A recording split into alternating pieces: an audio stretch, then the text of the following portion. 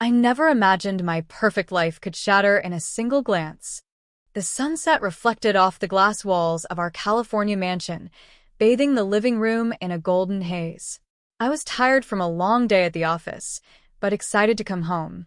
Richard had been unusually quiet on the phone, and for once, I thought maybe he was planning a pleasant evening.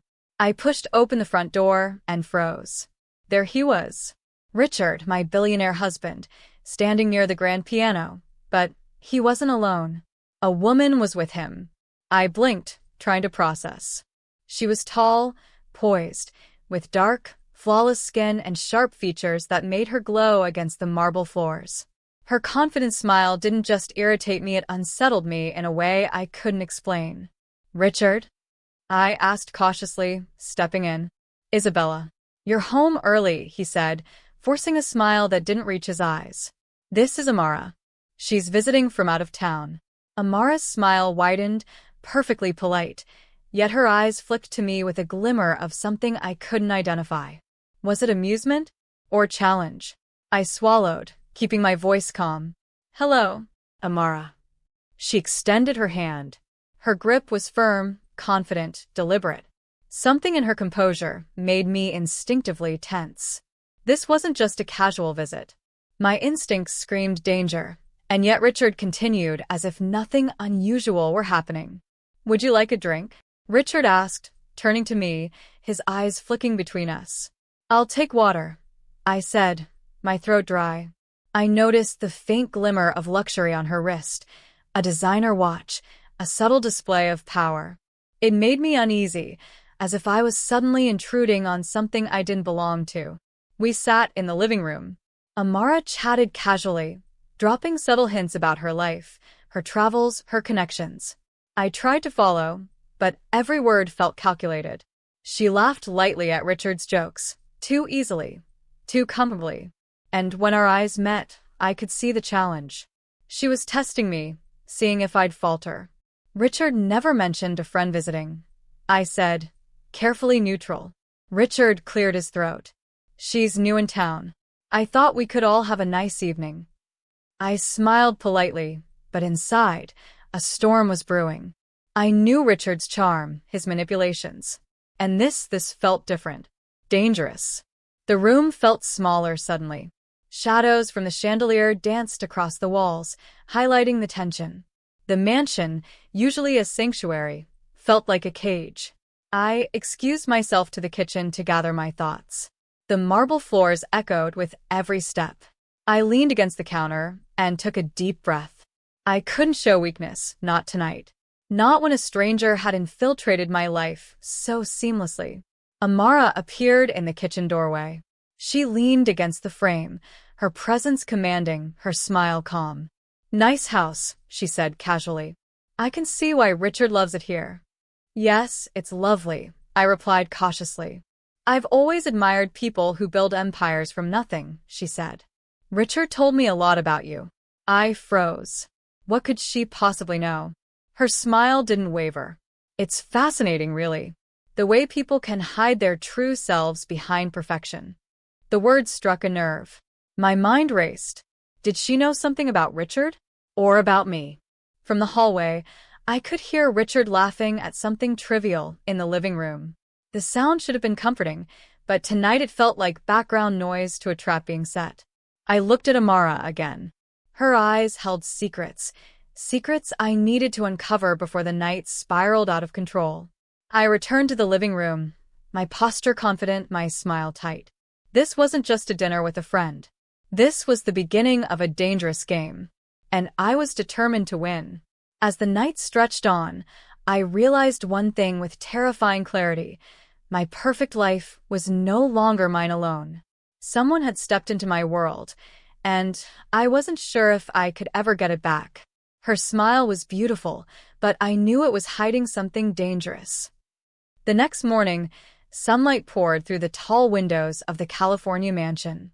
I sipped my coffee in the kitchen, trying to shake the uneasy feeling from last night. But one glance at the living room and at Amara, still lounging as if she owned the place, reminded me that nothing was normal. Amara was impeccably dressed again, her designer clothes hinting at wealth and power. But there was something else, something calculating in her gaze as she watched Richard move about the house. Every subtle glance between them made my stomach twist.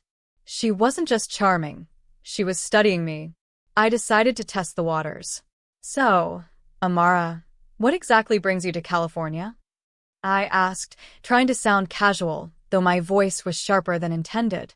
She smiled politely, tilting her head ever so slightly. Business, mostly. And to meet fascinating people, she said. Her eyes lingered on me just a fraction too long. Fascinating people. Was that a compliment or a warning? Richard joined us, effortlessly charming, unaware, or maybe pretending, of the tension building. She's interested in a few of my investments, he said smoothly, and I thought it would be nice to introduce her to our little world. My heart sank. My little world, my life. Richard was inviting a stranger into it, and it felt deliberate. My instincts screamed that this wasn't innocent. Throughout breakfast, Amara asked questions, polite, yet probing, about my hobbies, my career, my childhood. She smiled and laughed in all the right places, but every word seemed carefully calculated. She was measuring me, weighing me, understanding my strengths and weaknesses. I excused myself under the guise of work and retreated to my study. My hands trembled slightly as I logged into my laptop. I needed to know who this woman was, where she came from, and why Richard was so unusually attentive. A quick search revealed little, but a flicker of recognition hit me. There were rumors about Amara in the business world. Charismatic, ambitious, always in the right place at the right time.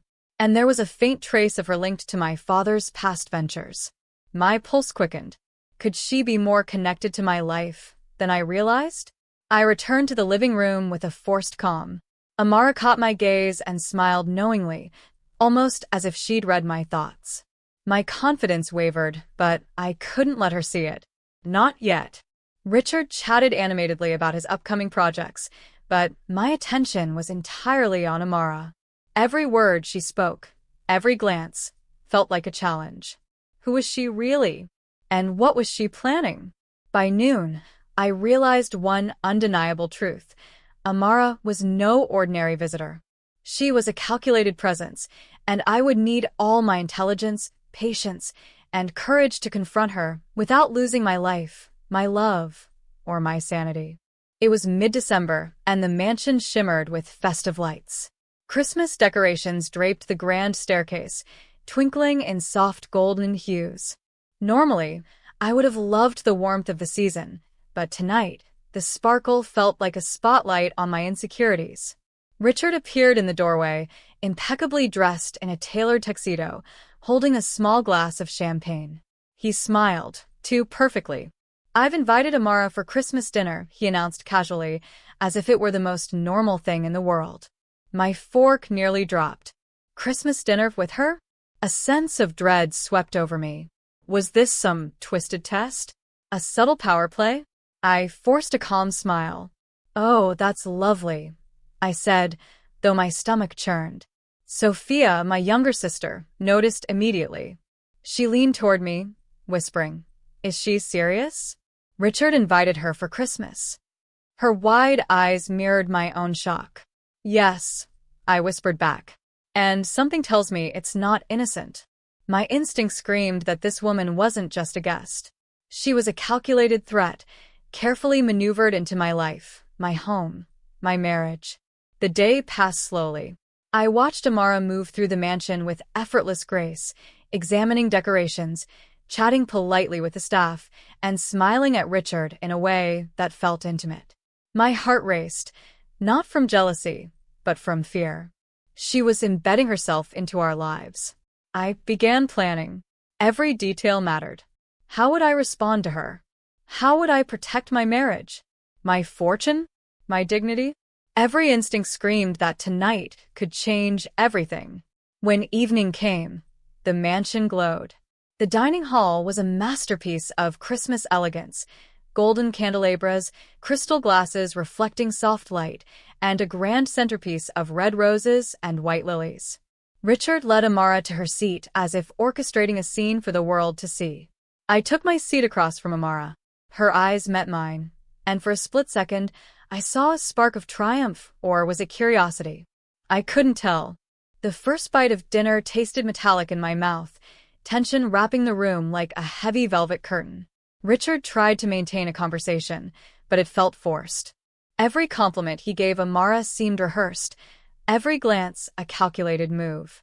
My sister Sophia nudged me under the table. "You need a plan," she whispered. By the end of dinner, I realized something terrifying. Amara wasn't just a guest. She was a key player in a game I hadn't even known I was part of. And Richard, my husband, was letting it unfold. I discovered a secret that could destroy everything I thought I knew. The morning after Christmas dinner, I couldn't sleep. The mansion was quiet, bathed in soft moonlight reflecting off the polished floors. Shadows stretched across the walls like silent witnesses. I sat at my study desk, staring at a photo on my phone, Amara's face from last night. There was something familiar about her, something I couldn't place. I began digging. My fingers flew over the keyboard, searching everything I could find. Business records, old news articles, social media mentions. And then, I paused. There she was, a faint mention of Amara connected to my father's company years ago. A business dispute, a transfer of assets, and a name I hadn't heard in decades. The realization hit me like a punch to the chest. Amara wasn't just some random visitor. She had been part of my past, my family's past, and perhaps my father's secrets. My pulse quickened.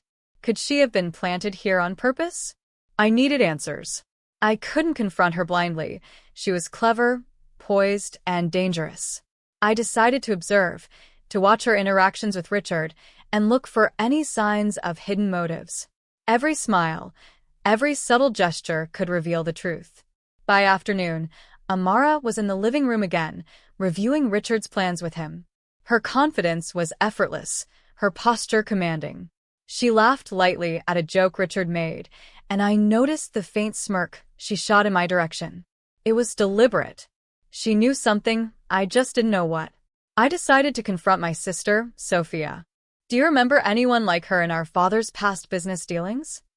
I asked. Sophia's brow furrowed. "I don't know. Maybe a minor associate? Wait, wasn't there a woman linked to some asset transfer years ago? I think she had a strong influence over Dad's decisions." My heart raced. That was it. That was the connection. Amara wasn't just charming or ambitious. She was strategically connected to my family and perhaps even to the empire Richard claimed to protect. I needed more proof. I returned to the mansion's private library, where ancient ledgers and documents were stored. Flipping through the records, I found references to Amara's name, tracing back years. She had been present at crucial family meetings, decisions that shaped the financial trajectory of our wealth. When I confronted Richard later that evening, casually sipping wine, I tested him. "Amara seems familiar. Does she know more about our family than she should?" I asked lightly, watching his reaction closely.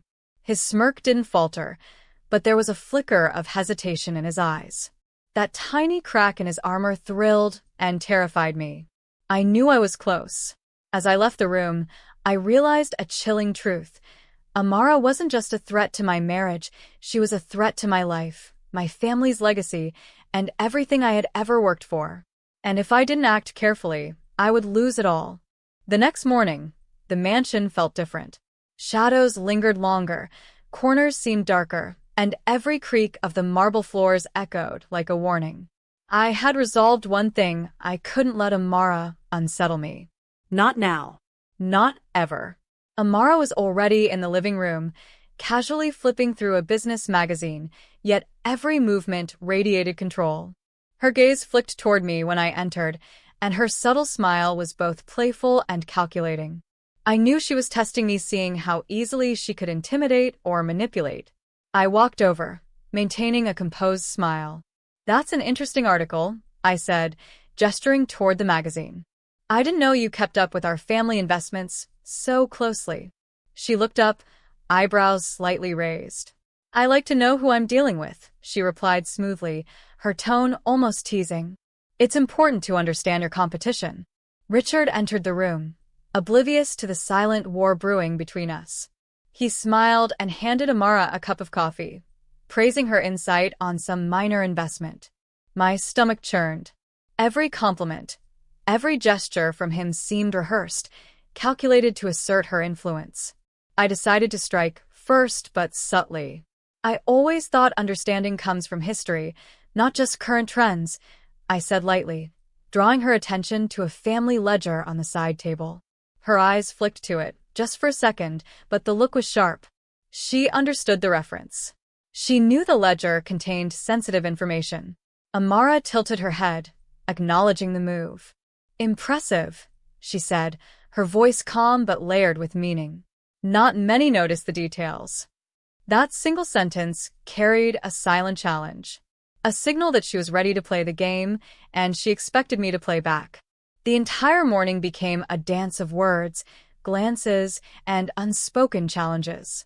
Every time I smiled, she mirrored it with a subtle twist.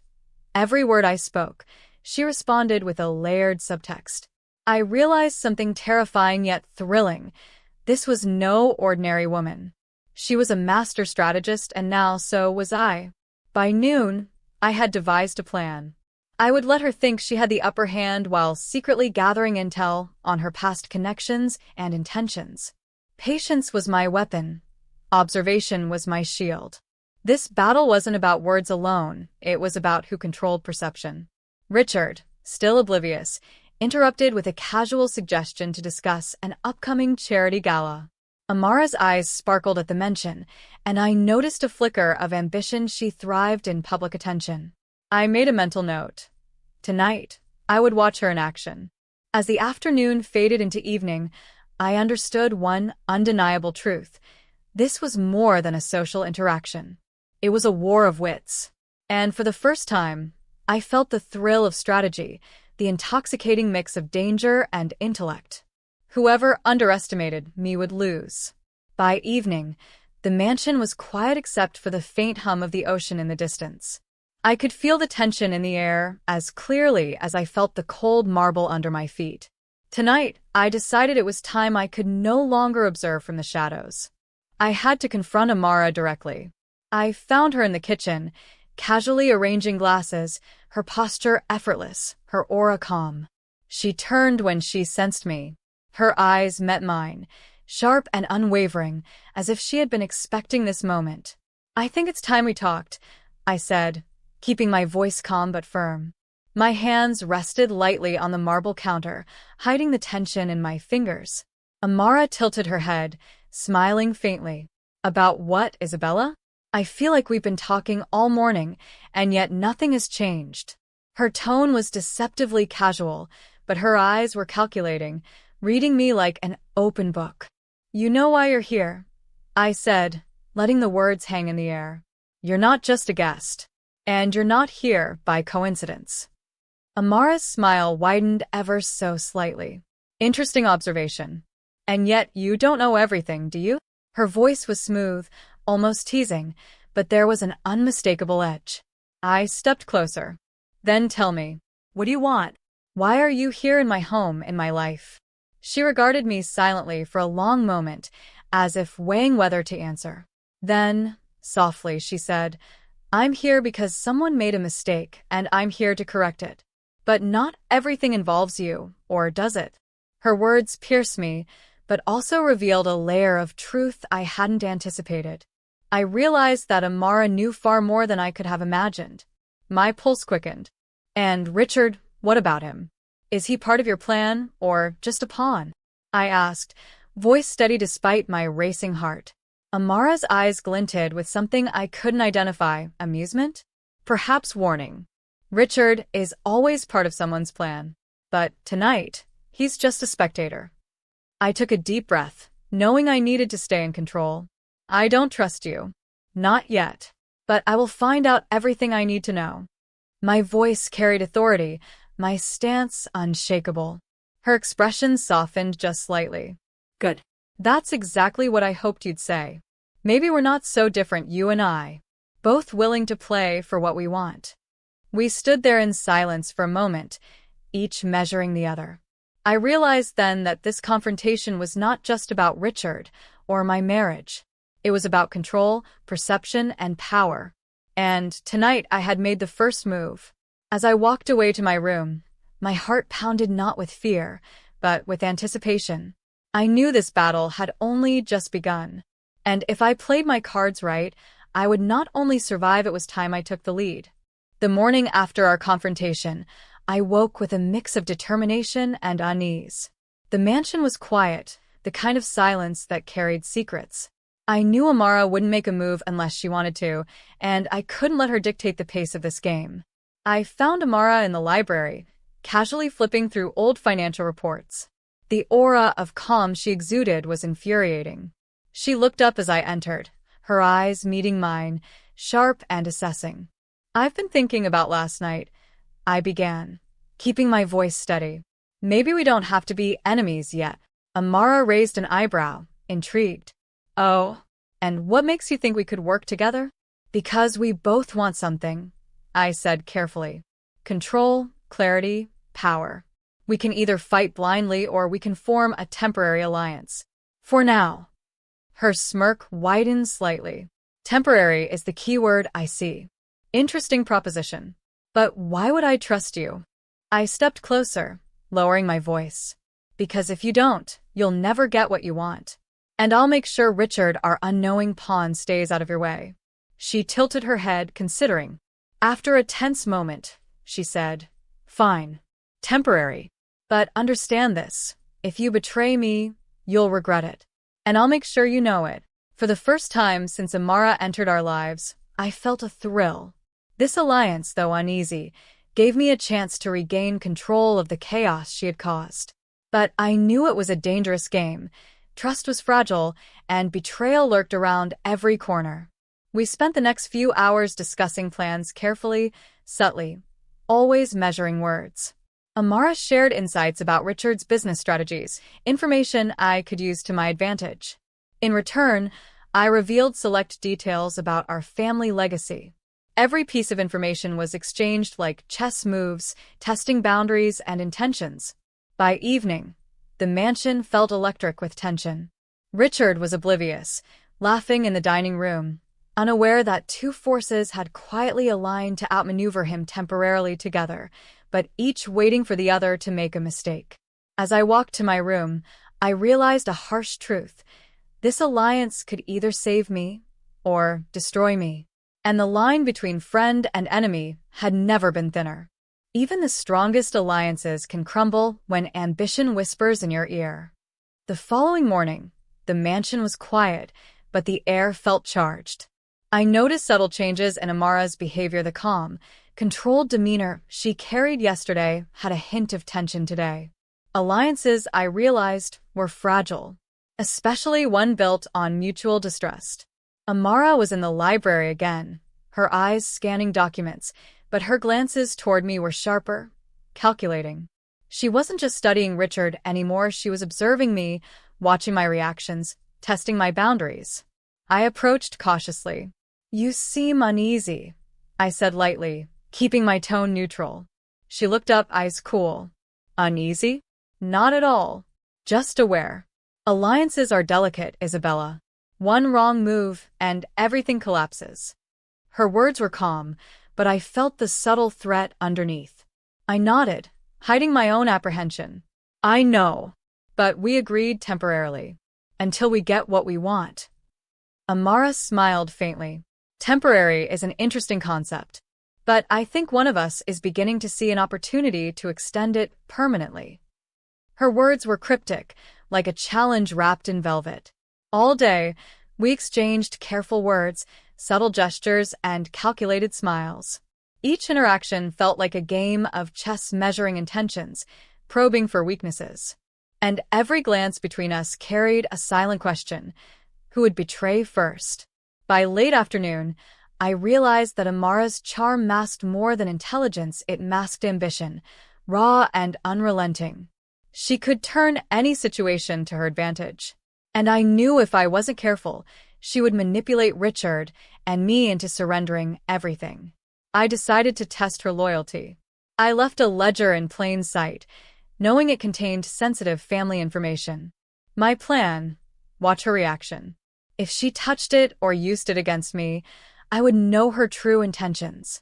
Later, I noticed Amara glance at it, but she didn't move. Instead, she looked at me and smiled faintly, almost approvingly. That single act revealed something. She respected strategy, but she also wanted to see how far I could play the game. As the evening descended, the mansion felt heavier. The alliance had survived its first test, but the cracks were visible. Each of us was calculating, observing, waiting. I knew one misstep, one underestimated glance, could shatter the fragile peace between us. By the next morning, the mansion felt alive with tension. The subtle war between Amara and me had shifted, and even Richard, usually so oblivious, began to notice. His sharp business mind had always caught what others missed. He watched us from across the room as we exchanged a seemingly casual glance over the library table. The brief intensity in our eyes didn't escape him. His intuition stirred, though he couldn't quite place what was wrong. "Something feels off," he muttered under his breath, sipping his morning coffee. His voice was low, but I heard it. It confirmed my suspicion. Richard's presence was no longer neutral. He was beginning to suspect, and that made the game far more dangerous. I knew I had to tread carefully. Amara and I shared a fragile alliance, but if Richard noticed our subtle power plays, he might act impulsively, and that could ruin everything. Amara noticed too. She leaned closer, whispering, "He's starting to see. We'll need to adjust our moves." Carefully. Her tone was calm, but I felt the edge of urgency beneath it. I nodded. We began coordinating our actions more carefully, exchanging coded glances and signals, pretending casualness while orchestrating subtle strategies. Every step, every word, was now measured not just against each other, but against Richard's growing awareness. Richard approached, his movements deliberate, a trace of suspicion in his posture. "Is everything all right?" he asked, voice calm but sharp.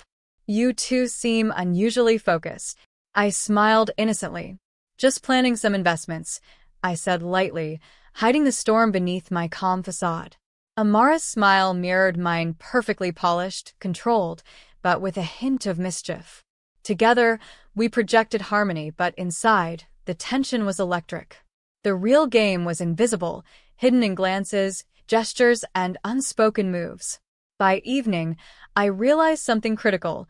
Richard's suspicion made him a variable I hadn't accounted for. Our delicate balance could collapse with one misstep, one misread glance, one slip of strategy. The mansion, once a sanctuary, now felt like a battlefield where every word could be a weapon. Have you ever sensed someone close was starting to suspect your plans? Comment below, how would you maintain control when the observer begins to see too much? By late morning, the mansion hummed with tension. Every room, every hallway, carried the silent weight of unspoken strategies. Amara and I maintained the guise of casual conversation, but each word was carefully measured, each glance scrutinized. Amara was in the sitting room, flipping through a file of Richard's recent business ventures. Her lips curved in a small, knowing smile. I realized she had begun pulling threads I hadn't anticipated, subtly probing Richard's past deals, testing the cracks in his confidence. I approached her cautiously. "How far do you intend to go?" I whispered, voice barely audible. She looked up, eyes glinting with a mix of amusement and challenge. "As far as necessary. But remember, Isabella, one misstep could ruin everything. For all of us." Just then, Richard entered the room. His usually confident demeanor had a subtle edge, a hint of suspicion. He looked between us, sensing the invisible tension that lingered like smoke in the air. "You two seem unusually close these days," he remarked casually, though the undertone of his voice betrayed unease.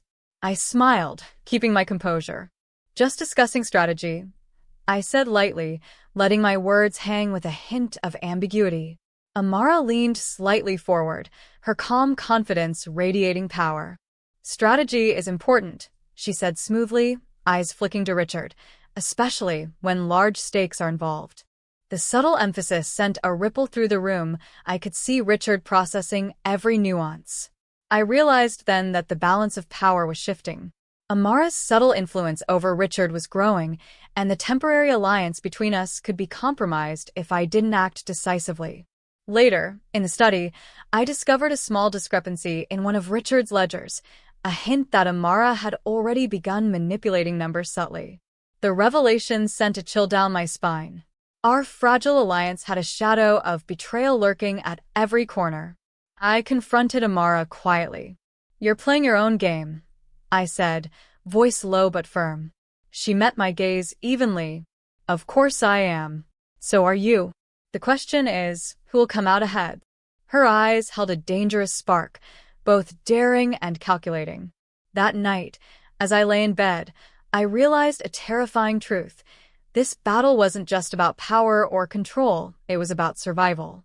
And in a house filled with wealth, ambition, and secrets, survival required more than strategy. It required cunning, patience, and the willingness to strike when least expected. By morning, the mansion felt different. Every step I took seemed to echo. Every glance felt observed. Richard had shifted subtly, his posture, his tone. Even the way he walked through the halls indicated a mind racing to connects I had hoped remained hidden. He cornered me in the library, his eyes sharp, searching for an explanation. "Isabella, I feel like something's happening behind my back," he said carefully. "I don't know what, but I can sense it." I forced a calm smile, hiding the racing thoughts in my mind. "Nothing is happening, Richard. I promise," I said smoothly, keeping my tone neutral. Yet inside, I knew he was growing dangerous. He would act, and he would act soon. Amara entered the room then, sensing the rising tension. Her presence was like a spark in dry tinder suddenly. The atmosphere was charged. She smiled faintly at Richard. "We were only discussing strategy," she said, her calm tone layered with subtle influence. Richard's eyes flicked between us, suspicion evident. "Strategy? What kind of strategy?" he asked, his voice sharper now, the warning clear. I stepped closer, hiding my anxiety behind a composed front. "Just financial planning." "Nothing more," I said, keeping my tone deliberate. Amara leaned slightly toward Richard, her gaze steady and controlled. "Sometimes the smallest details make the biggest difference," she said softly, emphasizing each word. Richard's expression shifted, his trust wavered, but he wasn't fully convinced of her intentions yet. Later that evening, I noticed Richard quietly examining the ledgers I had left carelessly in the study. His suspicion was turning into action. He wasn't just observing anymore, he was investigating. And if he discovered even a fragment of the delicate strategy Amara and I had constructed, the entire mansion could erupt into chaos. I approached him quietly, placing a reassuring hand on his shoulder. "Be careful," I whispered, my voice low. "Sometimes curiosity uncovers things better left hidden." He glanced at me, uncertainty flickering across his face, uncertainty that could be exploited or backfire. That night, I realized the mansion had become a chessboard. Every move Richard made, every glance he cast, affected the delicate balance between Amara and me. And the question lingered: who would strike first, and who would survive when the game turned deadly? The next morning, the mansion was filled with a tense, almost electric atmosphere. I could feel Richard's scrutiny everywhere, in his posture, his subtle glances, even in the faint tap of his fingers on the marble countertops. Today, I knew I had to control the narrative. Amara joined me in the library, her presence calm but deliberate. "He's closer than I thought," she whispered, her eyes scanning the room as if reading Richard's thoughts. "You'll need to lead him carefully, Isabella." I nodded. "Then we play along for now. He can't know what we know, or the leverage will shift entirely." Amara smiled faintly, approvingly. "Smart. Keep him thinking he's in control. Let him chase the shadow, while we guide the game." I set a plan in motion. Leaving strategically placed documents and ledgers, I created the illusion that I was merely cautious and compliant, while in reality, I was controlling Richard's perception. Every move had to be deliberate, every glance a silent message. Richard, ever observant, noticed the changes. "You've been busy," he remarked casually, examining the documents I'd left, trying to gauge their significance. "Planning something?" I smiled lightly, feigning innocence. "Just organizing old accounts," I replied, letting my tone convey neutrality, hiding the storm of strategy within. Amara's eyes flicked to mine, a silent signal that she was aligned with the plan. Together, we guided Richard's suspicion, carefully feeding him pieces that led him away from the real truth. By afternoon, the effect was clear. Richard's frustration grew, not openly, but in subtle ways. He examined ledgers repeatedly, questioned minor details, and tried to predict our moves. Yet every path he pursued led him in circles, carefully orchestrated by the two of us. I realized something thrilling control was mine, temporarily fragile but real. Amara's alliance, though uneasy, amplified my power. Together, we had turned suspicion into an opportunity, our silent manipulation invisible to Richard. That night, as the mansion grew quiet, I understood a critical truth. In this game of shadows, perception was everything. As long as Richard believed he was leading, we could shape the outcomes, and the secrets we held remained safe for now. By the following morning, the mansion's atmosphere felt tense, almost electric. Amara was moving with her usual poise, but there was a subtle shift, a glimmer of intention that hadn't been there before. I realized the fragile alliance we had built was starting to show cracks. I caught her alone in the library, reviewing documents I hadn't even considered sharing. Her eyes flicked up as I approached, calm yet calculating. "You've been busy," I said lightly, masking suspicion. Amara's lips curved into a faint smile. "Information is power, Isabella. And sometimes, the best way to protect an alliance is to understand everyone, especially those you think you trust." Her words were carefully measured, almost playful, but I sensed the underlying warning. I realized that her loyalty was conditional. She might be aligned with me now, but her ultimate goal could diverge at any moment. I had to uncover her true intentions before the alliance collapsed. That afternoon, I decided to test her subtly. I left a set of sensitive files slightly out of reach, observing her reaction from the doorway. Her eyes flicked toward the documents, but she hesitated. Then, instead of taking them, she made a small note in her own notebook, her lips curling slightly in satisfaction.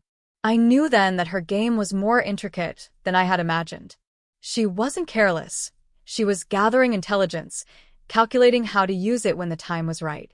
And that meant one thing. I had to be sharper than ever. Later, I confronted her directly, choosing words carefully. "Amara, what's your ultimate goal here?" I asked, voice calm but firm. Her smile was almost imperceptible, but her eyes revealed a spark of amusement. "My goal? To survive and to thrive. But don't worry, Isabella. For now, our interests align." I realized that the fragile trust between us was a temporary illusion. Amara's ambitions were always present, lurking beneath the surface like a predator waiting for an opening. And I had to anticipate every move or risk losing everything. That night, as I reflected on the day, I understood the stakes. In a house filled with wealth, secrets, and power, even an ally could be the greatest threat. And to survive, I would have to anticipate Amara's next move before she even made it.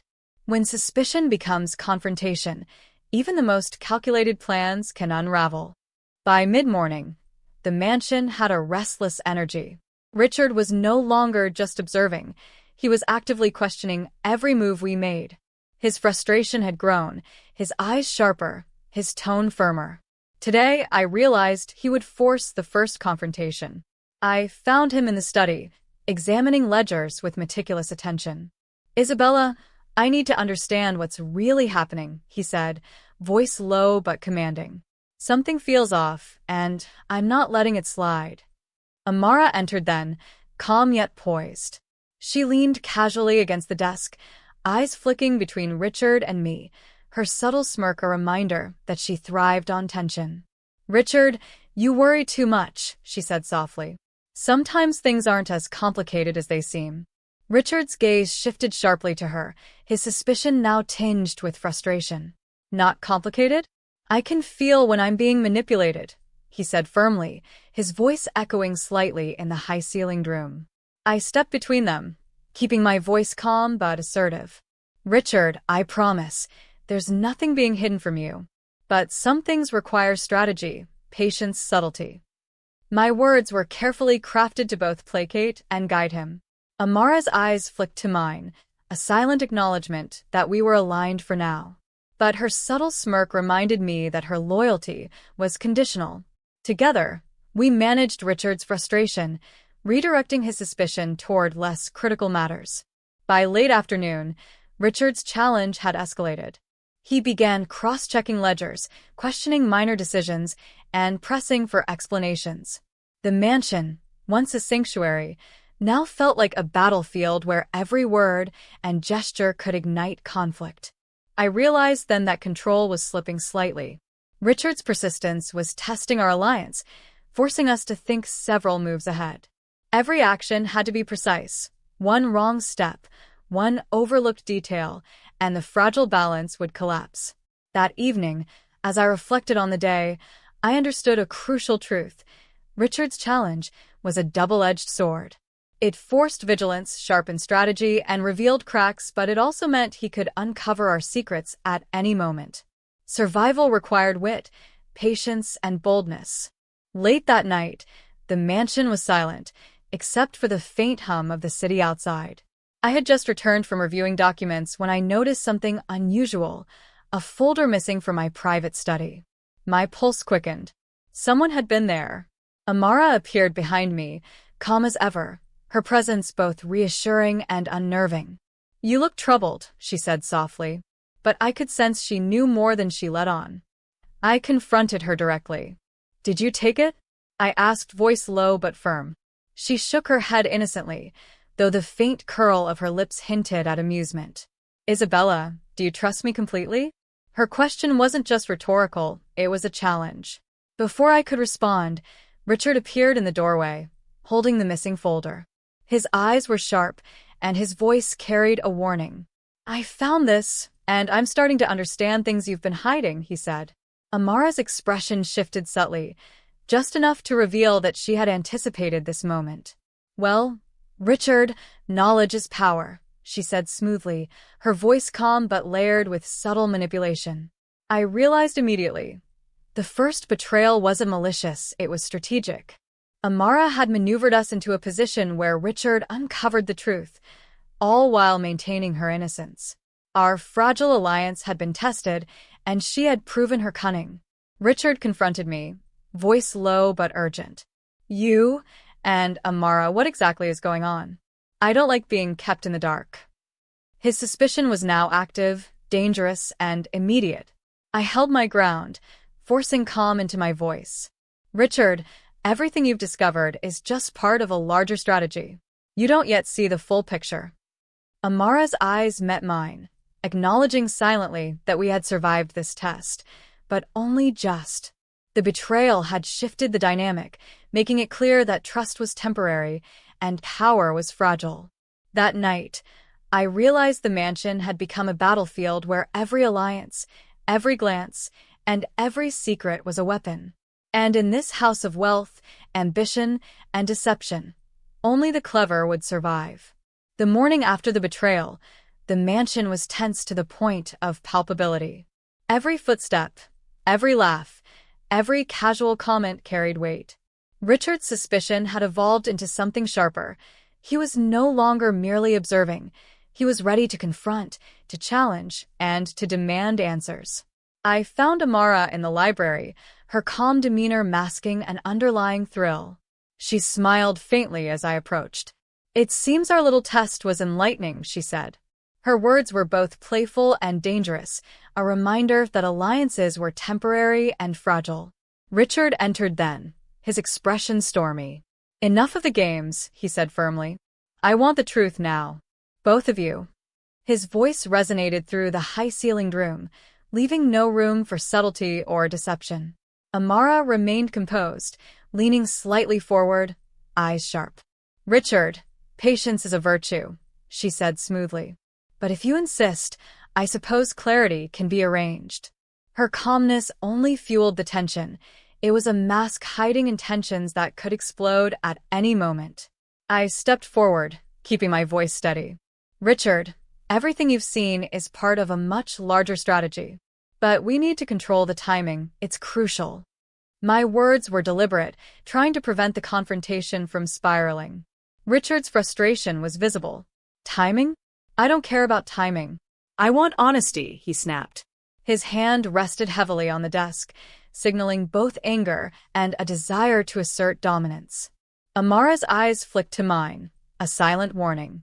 This was a pivotal moment. One wrong word, one misstep, and the fragile balance could collapse entirely. I realized we had to act carefully. Our alliance depended on controlling Richard's perception without revealing Amara's true intentions. After a long, tense silence, I spoke again, slowly and clearly. Richard, trust me, revealing everything now would be reckless. But if we work together, we can ensure no harm comes to anyone, and we can protect what matters most. My words were a lifeline, a calculated attempt to diffuse the growing storm. By evening, the confrontation had simmered, but not resolved. Richard was cautious, watching every gesture, every glance. Amara remained poised, her intentions hidden behind a veil of calm. And I realized that the mansion had become a minefield, where every word could trigger an explosion, and survival meant walking carefully between loyalty, deception, and ambition. When every secret is exposed, the last move decides who survives and who falls. The mansion felt like a powder keg. Every room, every corridor, carried the tension of unspoken strategies. Richard was watching, calculating, no longer passive. Amara's calm facade hid her ambitions, and I realized that the final moves of this high-stakes game were about to be played. Amara appeared beside me, her eyes glinting with anticipation. "The time has come," she whispered. "Everything we've set in motion is about to reveal itself. Are you ready?" I nodded. Ready. But we must be precise. One mistake and everything collapses. We moved strategically, each step calculated to manipulate perception. Richard's suspicions had reached a peak, and he was beginning to act cross-checking ledgers, observing interactions, and testing loyalty. Every move he made could tip the balance. By afternoon, the first confrontation began. Richard cornered Amara and me in the study, holding evidence of minor manipulations, but not everything. His voice was sharp, determined, yet restrained. "I know something isn't right. I need the truth now." Amara's response was calm, almost teasing. "Richard, you see only what I want you to see," she said, eyes steady. "Patience will reveal the bigger picture if you can handle it." I seized the moment to guide Richard's perception. "Richard, let me show you everything, but on my terms. Only then can you understand the strategy, the reasoning, and why this alliance was necessary." Richard hesitated, tension visible in his posture. But he allowed me to lead him, following the path I orchestrated, carefully revealing only what he could handle while keeping Amara's ultimate moves hidden. By evening, the final moves had been played. Richard understood parts of the manipulation, but not all. Amara remained enigmatic, her intentions partially concealed, a reminder that power is never fully surrendered. As the night settled over the mansion, I realized a critical truth. In a house filled with wealth, secrets, and ambition, survival was not about victory or defeat. It was about control, knowing when to reveal, when to hide, and when to strike. In a house built on secrets, only those who master the game survive. But at what cost? The mansion was quiet that morning, the tension of the past days lingering like a shadow. Every glance, every gesture carried the weight of revelation. Today, the truth would surface, and the delicate balance of power would finally be exposed. I gathered Richard and Amara in the grand library, the sun casting long, dramatic shadows across the polished floors. "It's time," I said, voice steady but commanding. "Everything you've suspected, everything you've observed, will be clear, but only the facts, nothing more." Richard's eyes were sharp, alert, and full of restrained intensity. I'm listening, he said, his voice calm but edged with authority. He had been suspicious for days, and now he demanded clarity. Amara leaned back slightly, her subtle smirk hiding the layers of her own plans. She was calm, controlled, and enigmatic, still a reminder that even in revelation, not everything could be predicted. I began systematically, revealing the carefully orchestrated manipulations, showing Richard what was strategic, what was necessary, and what had been misdirection. I left nothing ambiguous, yet I controlled the narrative so that Amara's ultimate agenda remained concealed. Richard's eyes widened in comprehension, realization dawning slowly. I see now, he murmured. His suspicion had turned to understanding but also to respect. He realized the subtlety, the foresight, and the intelligence required to orchestrate such moves. Amara smiled faintly, her own agenda still intact, yet she acknowledged that the game had been expertly navigated. The unspoken agreement was clear. Alliances could shift, but control was always decisive. By evening, the mansion settled into a fragile calm. The power dynamic had shifted subtly. Richard understood his position, Amara retained her ambitions, and I had cemented my role as the one who controlled perception and strategy. The lessons of the past days were clear. In a world of wealth, secrets, and ambition, survival depended not just on intelligence, but on timing, patience, and boldness. As night fell, I reflected on the journey. Betrayal, suspicion, strategy, and alliances had all been tested. In the end, the mansion was not just a home, it was a battlefield of power and intellect, and I had survived unbroken and in control.